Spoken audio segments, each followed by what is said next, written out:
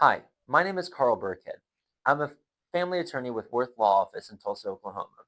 I've been doing family law for about 8 years now, and I want to help you make law easy by talking to you about the changes in the statutes regarding fitness for child custody, visitation, and guardianship.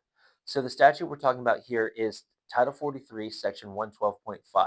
Subparagraphs C and D have made it to where it creates a rebuttable presumption that a parent is or guardian is unfit for custody, guardianship, or visitation if it's established that they are abusive, that they're exhibiting patterns of coercive controlling behavior, stalking, harassment, suffering from and unable to control substance abuse issues. These types of things create a rebuttable presumption of unfitness. Now, I've talked about this a little bit before, but I want to go into detail here. What does this rebuttable presumption mean?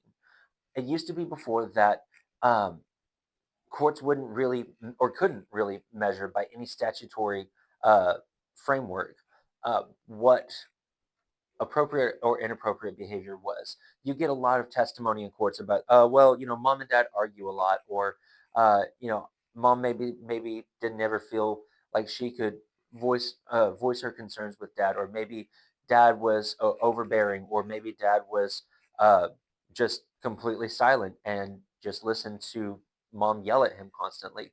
Whatever the case may be, these are specific toxic, abusive behaviors that weren't really quantified before, and they just were kind of thrown into the mix of whatever dish you're trying to prepare when you're building your child custody case.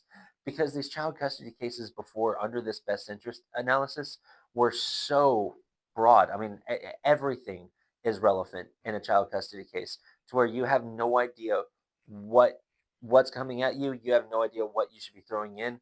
It really is trying to, sometimes it's like trying to cook blindfolded, just trying to figure out which ingredient is the right one to throw in to show the court that you're actually the best chef or the best parent in this situation.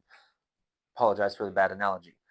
What I'm trying to get at, though, is now this presumption changes that, and it creates clear, measurable standards where the parent who's perpetrating these bad acts, who's uh, committing these abusive behaviors, is going to have to overcome this presumption that they're unfit.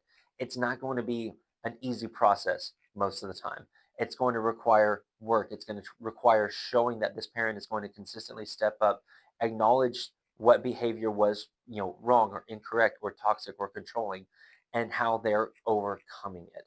If it's a substance abuse issue, they're going to be having to show that they're taking their substance abuse seriously and taking their sobriety seriously.